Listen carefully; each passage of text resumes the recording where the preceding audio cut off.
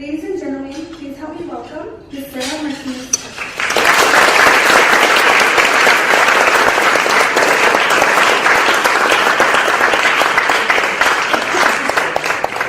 So two things. I hate being behind a podium. Can you hear me if I don't stand behind a podium? Yes. Raise your hand. I've been fighting this cold for 3 weeks, and I flew here from San Francisco, and the airplane air has kind of like messed me up.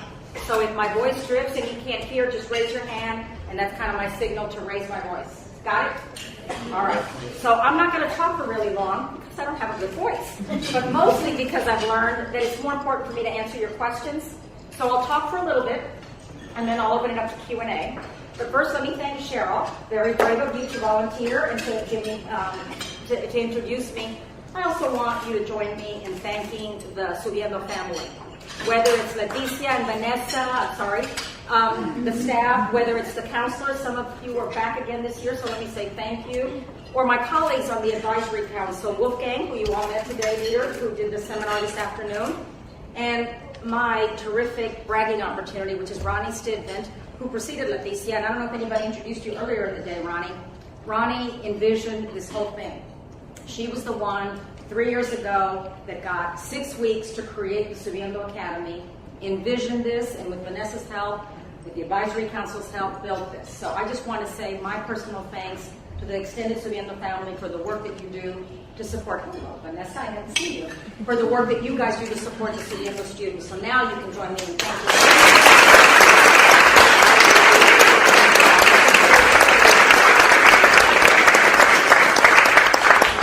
Congratulate you, the Subiendo students. When I got here from the airport, Ronnie said, this is the best class ever.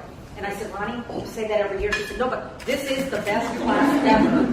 I hope for you, as I was coming in, and it's funny because Mark here mentioned UIL, as I was flying in from San Francisco today, I started thinking about my journey between my junior year and my senior year.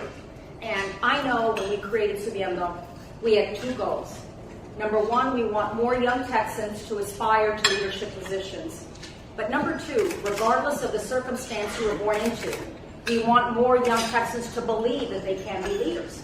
And so we designed this experience for you. And I started thinking about my UIL experience between my junior year and my senior year.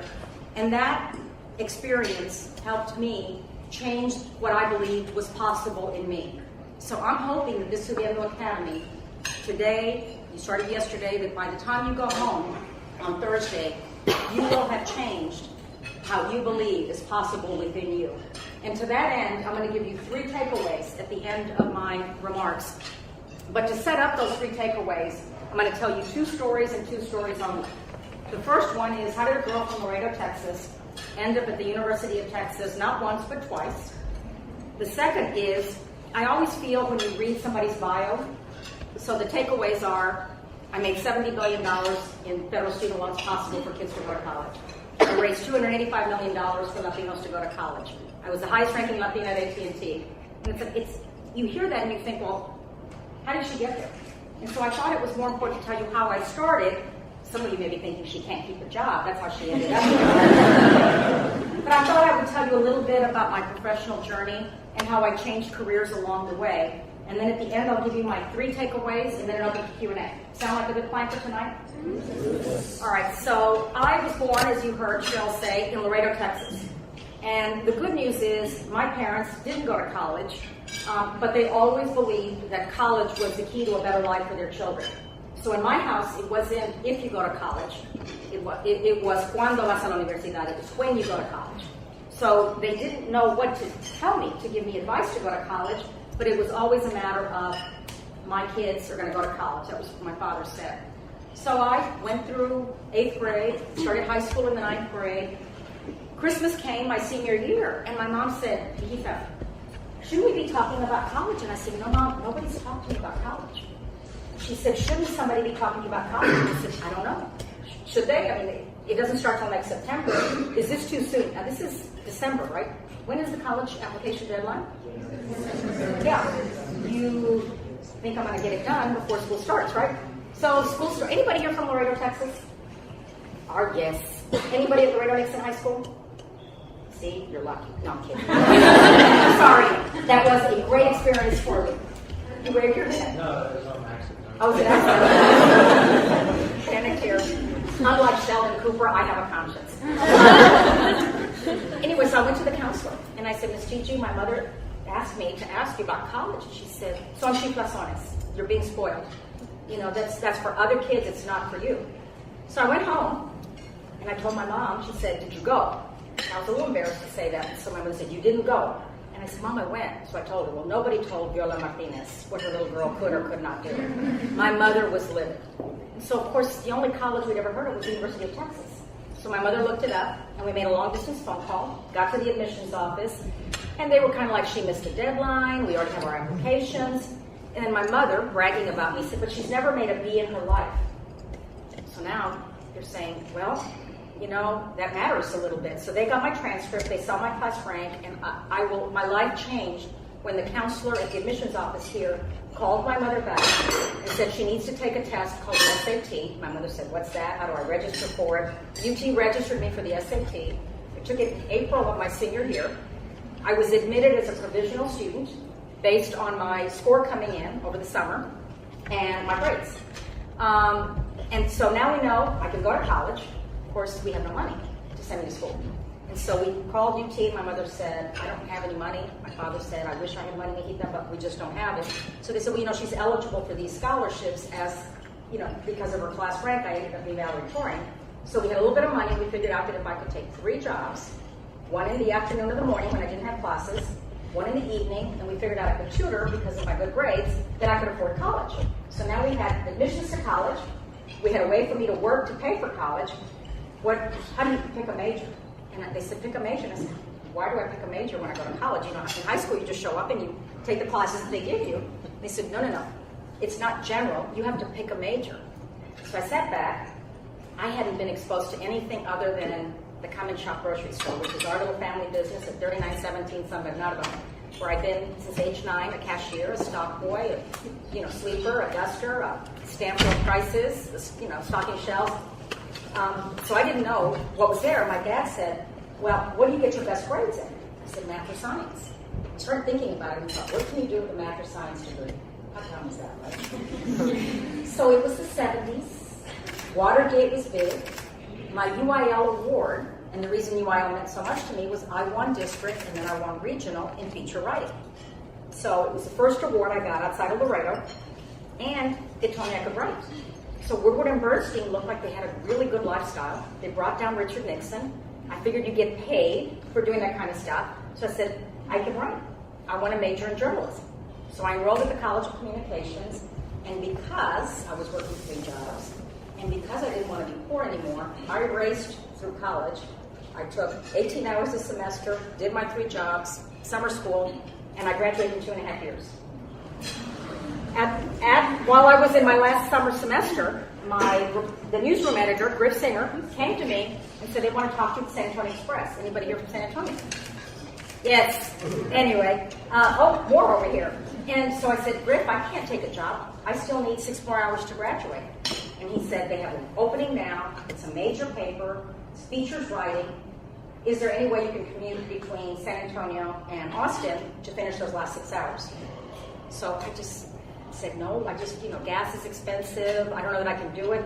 And then I heard what they pay newspaper reporters. I was out of here. I was so tired of living on $1 a day for 3 meals a day that I just figured, with that kind of money, I'm going to be rich.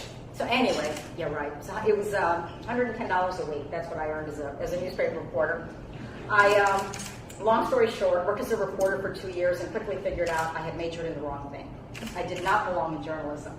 So now I'm at this crossroads that says, what do you do when you majored in the wrong thing and you don't want to be poor and you own a car now, so you have an obligation with monthly payments? So anyway, the only thing I knew to do at that point in time, my dad had said, given your personality, I think maybe you need to have your own company.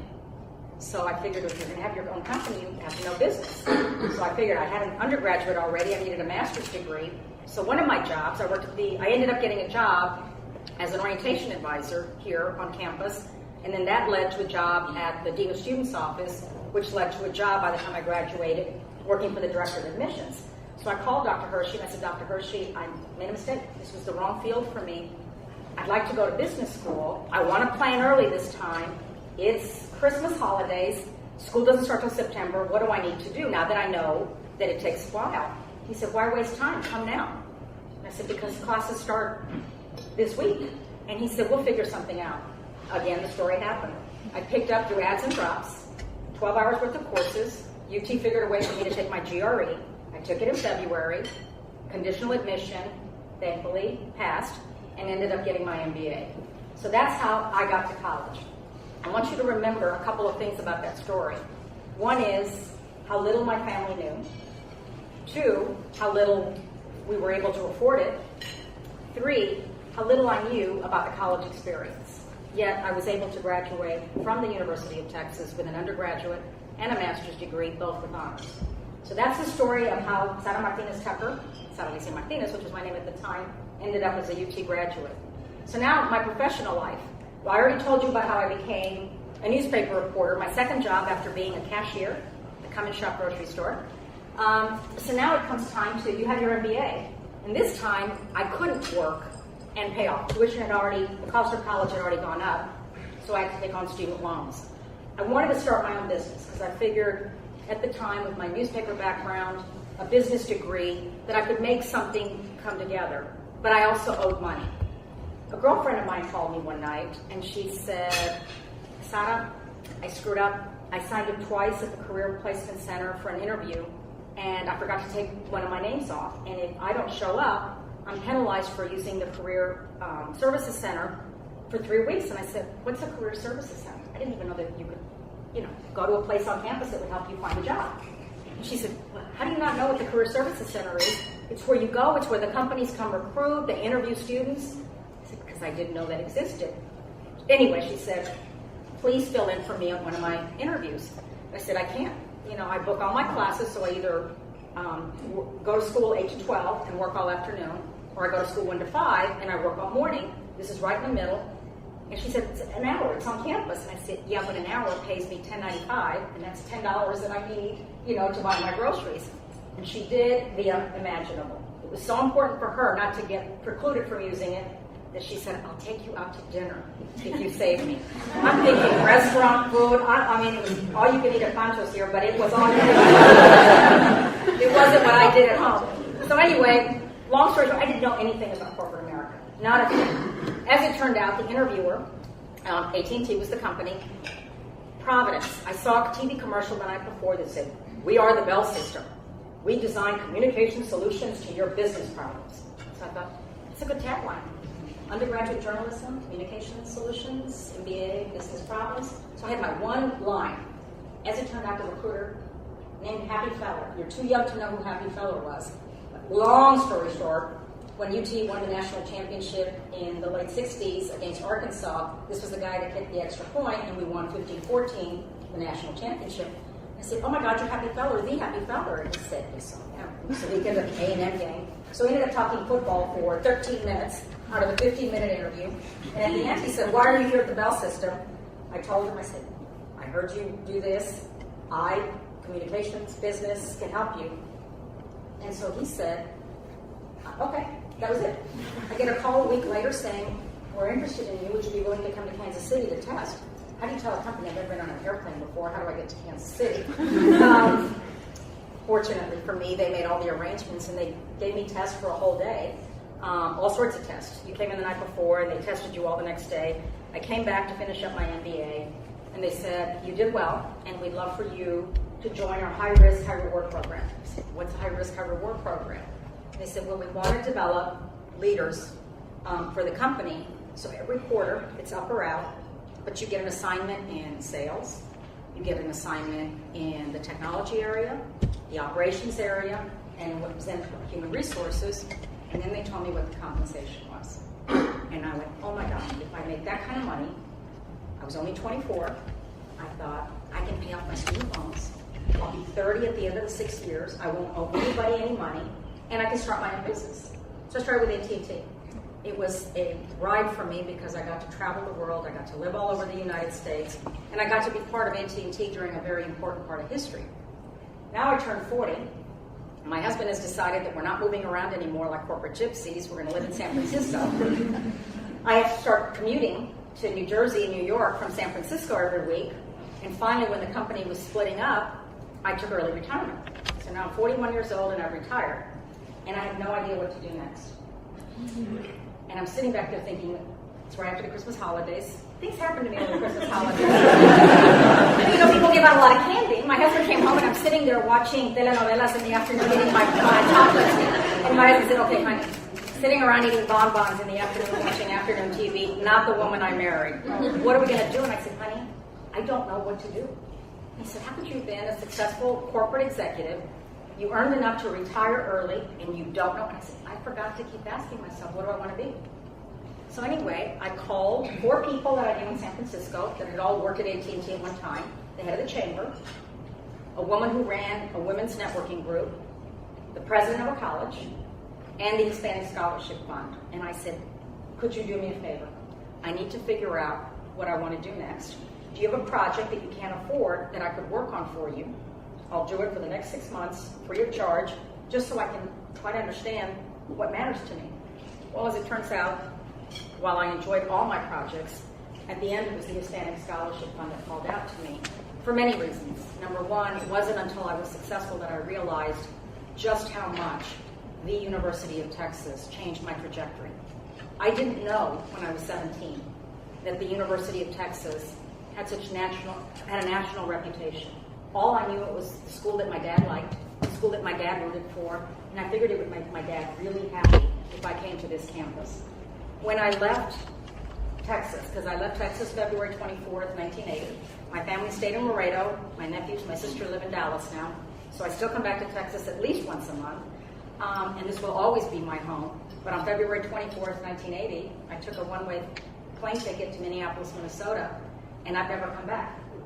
And everywhere I've gone, no matter what position I had, it was always my UT credentials that made me stand out, whether I was living in New York, Minneapolis, Minnesota, San Francisco, California, Phoenix, Arizona, New Jersey, Washington, D.C. This degree mattered. It gave me a credibility that I didn't know I could have. It gave me a belief that I could be out there and compete. So anyway, the idea of giving that credibility to someone who grew up like me became my all-encompassing goal. When I took over the scholarship fund, we were doing about $3 million a year in scholarships. I went back to my hometown of Laredo and said, we've got too many young people who believe their heritage is their destiny, and education is the only tool I know to allow them to create their own destiny. If you want to choose what your parents did, your heritage is your destiny, that's terrific. I just want you to be able to have a choice. I don't want you to have hope lost. And the reason I use those words are, I thought I died and gone to heaven. I had raised $285 million for Latinos to go to college. We were giving out $26 million a year in scholarships, and I met President Bush. And I was telling him about the work that we did, and he looked at me and he said, but you're not fixing the issue. I said, Mr. President, with all due respect, if kids can't afford college, and I'm giving them money to go to college, how am I not dealing with the issue? He said, when I was governor of Texas, I went to many schools across the state. What do you do when you're in a 3rd grade class and you look at kids and there's no hope in their eyes? You can tell they've already lost confidence in their own abilities. How do we create hope in younger children? I thought to myself, well, he gets what a lot of young people in the United States feel. So anyway, we started this dialogue, and had a couple of opportunities. I kept saying, no, with all due respect, I'm where I want to be. And finally, as only he could, he said, why won't you do for your country what you're doing for your kids? And he said, no, that. And so he was right. I did $285 million for Latino children. I was able to do $70 billion for college students of all kinds. Young, traditional students, adult goers, any American that wanted to pursue a credential, post-secondary degree was able to get a college loan. So that was the story of how I ended up, always not knowing where I was going, but always bringing the values that I learned at the Cummins Shop grocery store. What would they want you to be doing, and what initiative? How are you going to make this different? And I ended up with what Cheryl said about me. So the 3 takeaways I have that I want you to always remember. Don't overestimate the impact of obstacles and burdens that you can see on what you can do. You heard me tell you, I had no idea how to get to college. My parents couldn't help me. We couldn't afford it. I didn't know how to pick a major. I picked the wrong major. I ended up working in a company, retiring early and not knowing what to do next. And yet, somehow I'm standing here today at age 57 looking for my next job. And I know it's out there somewhere because I keep landing on my feet. My mother used to always say to me when I was losing perspective, and I'm going to say it in English after a while, but my mother spoke mostly Spanish, she'd say, "Mijita, te estás ahogando en un vaso de agua," which is, my daughter, you're drowning in a glass of water. And I'd always say to her, "Mom, it may be that it's a glass of water, but I'm taking on water." And she'd say, "Well, just look around and see how little the water is, and you can get out of it." Don't overestimate the burdens that you see in front of you right now. The second is don't underestimate the amount of help people are willing to ask to give you if you ask for it. My dad, when I left Laredo, said to me, "Remember that you are a person first, and then a gender, and then an ethnicity. Ask for help when you need it, but don't rely on crutches." And I didn't know what that meant. But think about the story that I just told you. We called the admissions office at University of Texas at Austin, not knowing where we were calling, other than it's the college that we knew. And that counselor made the calls, got me to take the SAT, and got me enrolled. When I wanted to come back for graduate school, I didn't have to wait to start. My former boss remembered that I didn't have resources, and he helped me get in right away so that I could start college when I needed to start college. When I changed careers, I called on 4 people and I said, "Can you take me in at your organization part-time and give me a little bit of a sampling of what you do?" And long story short, today, I'm counting on all those people that have given me advice in the past to help me figure out what's next. So don't overestimate the impact that the obstacles and burdens you have in front of you will be to getting in your way. And don't underestimate the amount of help that people are willing to give you if you ask. And the last piece I want you to take away from tonight is the most important thing you can do for yourself is to have people in your life that can help you understand what estimate to have of yourself. There are a lot of stories out there about mentors and the importance of mentors. I find that it's better to have tormentors, not mentors. Tormentors are the people that care enough about you to say, "You're screwing up. This isn't them that's wrong, this is you that's wrong. You don't have the right perspective." The people that help you keep that estimate about yourself, those tormentors are the most important people that you can pick up in your life. And I'll leave you with one final thought. Sometimes those tormentors, if you kind of grew up without a positive feeling of yourself like I did, you can take that too much to heart. And I have to remind myself of something Eleanor Roosevelt said. And those of you that were here last year will remember, I live this every single day because every time I feel inadequate, like when you get bumped from the seat that you were supposed to have and you think, it's because I don't matter. I remember that Eleanor Roosevelt said, "No one can make you feel inferior without your consent." Don't ever give anybody permission to make you feel bad about yourself. Thank you for listening to my story.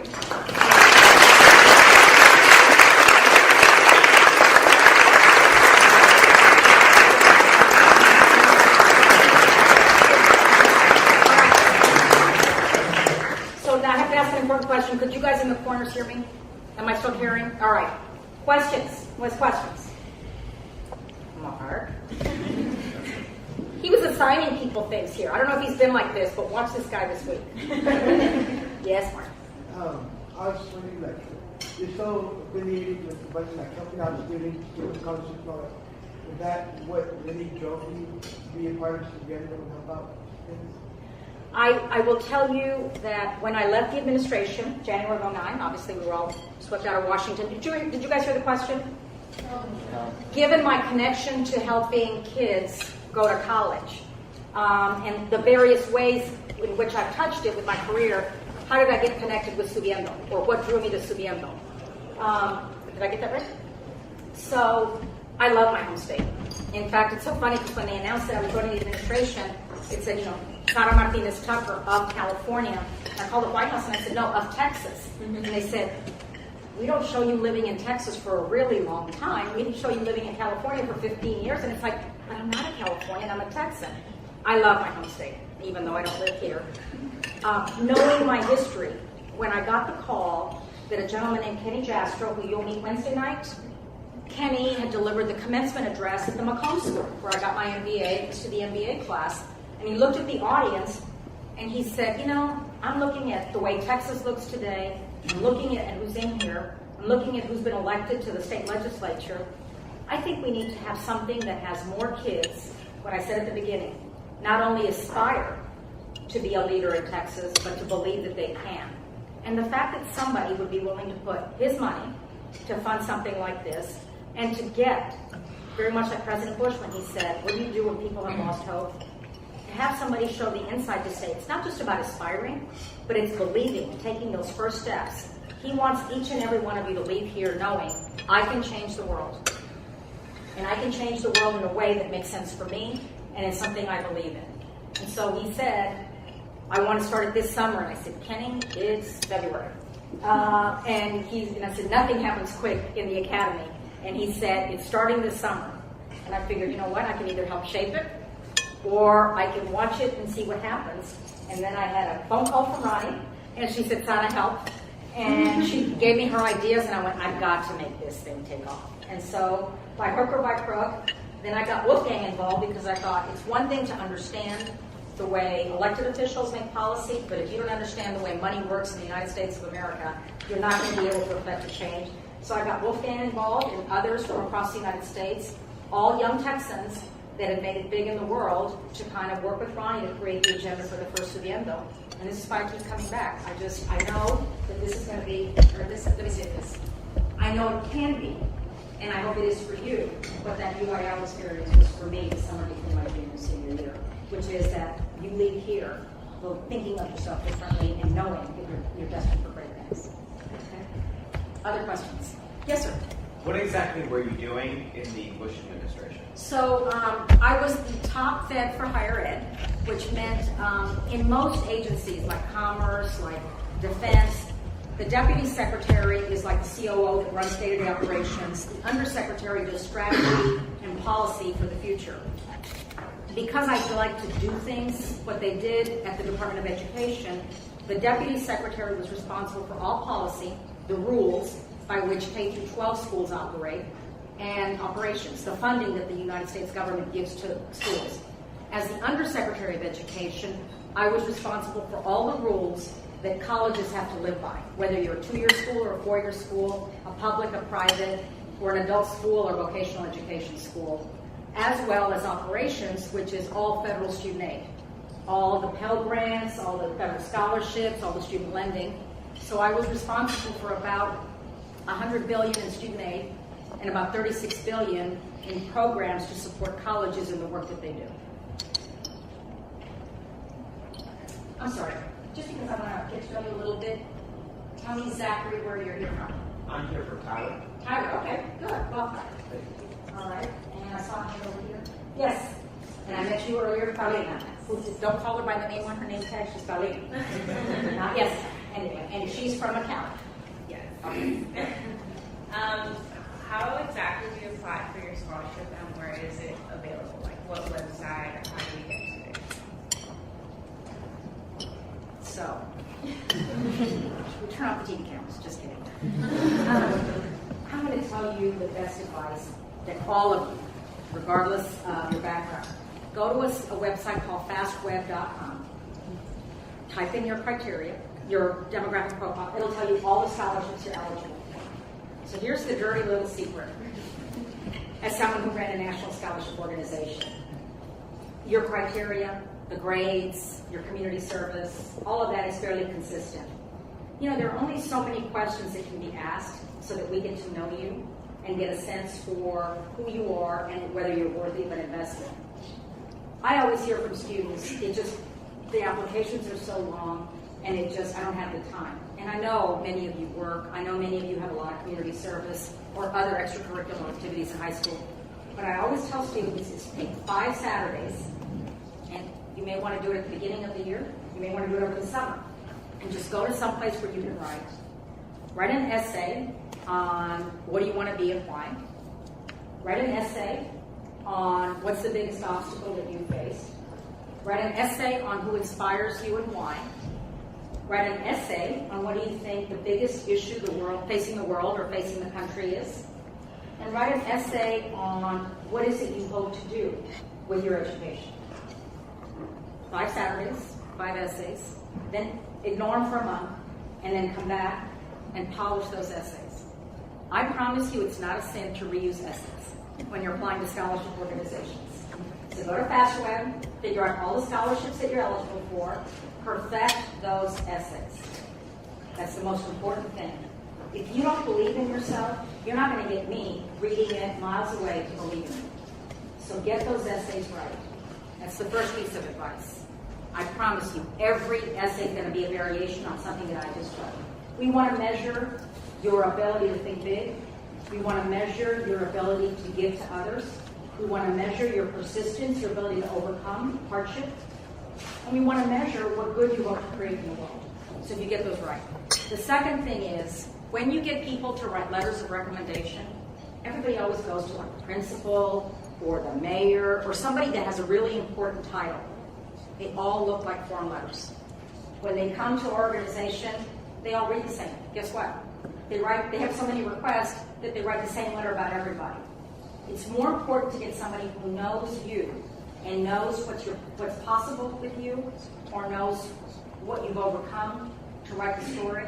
Because if I read something that tells me how your story is different from our story, then it gives me a chance to believe in you more. So my second piece of advice is get people who really know you to write those letters of recommendation. If they happen to have a great title, that's great. But don't go for the title.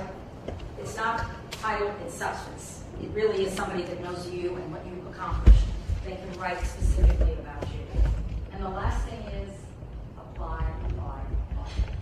My organization, we gave out all the money that we could.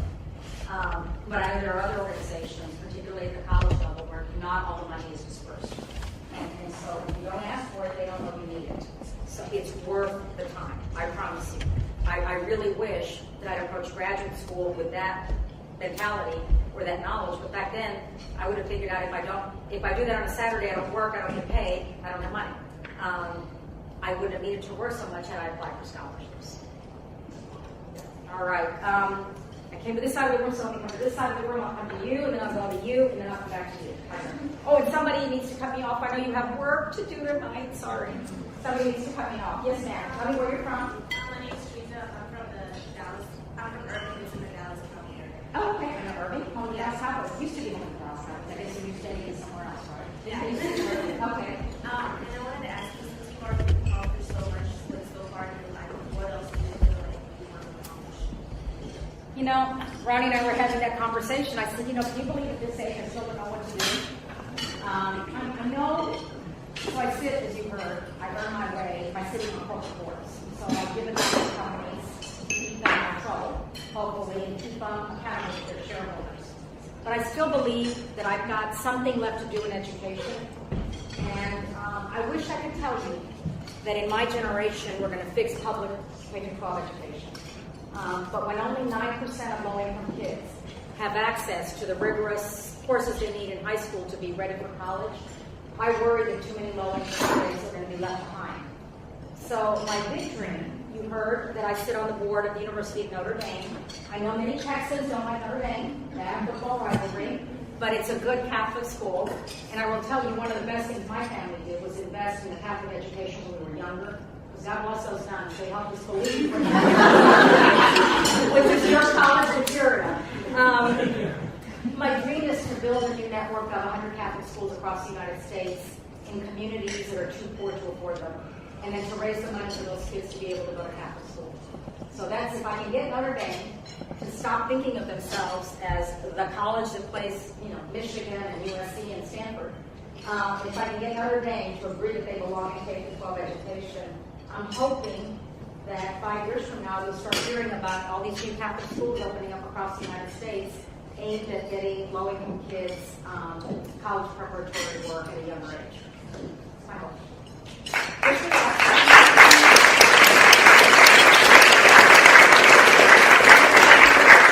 Yes, tell me who you are, where you're from. I'm Brandy and I'm from La Jolla, Texas. Okay. Okay, my question is, what was your biggest motivation while you were working these 3 jobs and going through your journalism, years? So did you hear the question over there? No. So the question was, given all the different jobs, thank you for being kind and not saying I can't hold a job. While I held the different jobs, what was the biggest factor that I had to get me to where I ended up in all of those? I hate to say this, but it was the fear of failure. I didn't want to disappoint my parents. I knew my parents did the best that they could with the resources they had. And I'll never forget one day crying because UT had said, if you're the high school valedictorian, then admissions is automatic. And I knew that I hadn't quite studied as hard as I should have my last semester of high school. And I started crying because I knew that was the day they were going to announce the valedictorian. And I thought, how do I face my parents, knowing that I didn't pull my full effort that last semester? My mother, I told you we had the Common Shop grocery store, and it opened at 6, and so you either worked 6 in the morning or you worked at 1 in the afternoon. So they came to pick up the money to go open the store, and my mother heard me crying. And I couldn't even tell her it was bothering me. And my dad came in, and I finally said, Daddy, I'm afraid that I'm going to disappoint your mom. And my dad looked at me and he said, I'm going to tell you one thing, which is never ever think that you're going to disappoint your parents. And I thought, he said, if. My dad was a man of very few words. He said, as long as you show up prepared and you do your best, you will never be embarrassed. And I guess, when I was on deadline with the story, when I had a sales quota, when I had to deliver profits, when I had kids applying for scholarships, and they were terrific kids, and I didn't have enough money for scholarship, but I guess what's really always driven me is that promise I made to my dad that I'd always show up prepared and that I'd always do my best. And that's what, and I got to give my mother something. I mentioned this before. You're going to run into, in your career, a lot of people who kind of just play politics, a lot of people who just manage the paper, make themselves look good. My mom's fault, I'll never forget, I was sitting in the common shop, my brother, a little younger, kind of goofing off, and then mom showing up at 1 o'clock, then he'd start working. He'd start stacking, he'd start stamping all the products, stacking the shelves, dusting. I figured out, if I do all my work and get done early, I can sit and wait comic books, right? My mother walks in one day, sitting on a Coke machine at the Common Shop grocery store reading comic books. She said, what are you doing? And I said, haha, he has not done his chores, he's not done yet. I finished all mine by 10 in the morning. She said, so what makes you think that by finishing your chores at 10 in the morning, you can sit till 1 o'clock? I said, hey, there's not a customer in the store, there's nothing to do. She looked at me and she said, initiative. We have to compete for customers. Walk around. Are they buying stuff that we have in the back of the store that would be easier if we had it in front of the store? Initiative. You have to come into work every single day and change the way things are getting done so that it's better. So I've got this fear of Sara Martinez on my shoulder as well. Saying, are you coming in and just kind of coasting today? Or are you coming in and really looking at what could we be doing differently? So it's that show up prepared, do your best, and look at what can be done differently to make it better. Those are things that carry me. One last question. I'm sorry. This way I saw. Oh, I'm sorry. There's too connected to. Okay. You know what? I will talk as long. How's that? You, and then tell me your name and where you're from. Faith Escobar from Edinburgh, Texas. Edinburgh's big here. Yes. I was going to ask you, what trait do you think empowered you the most to get through all the obstacles as far as, you not having the money to go to college? What empowered you other than I'm sorry to repeat myself, but I didn't want to disappoint my parents. I didn't want to start something and not finish it. I think when you're type A and compulsive, you don't like to not. I'm sorry, I probably have a question, but anyway, I know my voice carries. When you start something, you don't want to not finish it. And so that's why I was a good newspaper reporter, was daily paper, my daily deadlines. And ultimately, I'm a procrastinator. I am a terrible procrastinator. I mean, if I have to do something creative, I can sit and wait until the last minute. But at the end, I don't want to ever turn in something that I'm going to be embarrassed about. So it really is about finishing everything I start that keeps me going. Yes, sir. I'm Sara Martinez from Saxony. I know where that is. It's like Charlotte. Oh, okay. There it is. Okay. And I wanted to ask you, how do you know for sure that you were going down the wrong path? So what you hear? The question is, how did you know you were going down the wrong path? I was 21, 22. This one has to have two answers. Sorry. So when I was a reporter, how did I know I was in the wrong path? You start out as a features writer in a newspaper, and then you move to what they call beats. education writer, city hall writer, police beat, and none of them seemed interesting to me. So I finally asked the editor, the big guy there, what does a career look like if you're going to be in journalism for a long period of time? He said, you go from general assignments to beat, and then you go to more serious beats. So you may start in education, but you end up at, the state legislature. And then if you're really good, you get to become an editorial writer. I was 22 years old, and I looked around at the editorial writers, and I looked at their lifestyle, and I hope I don't turn any of you that want journalism off.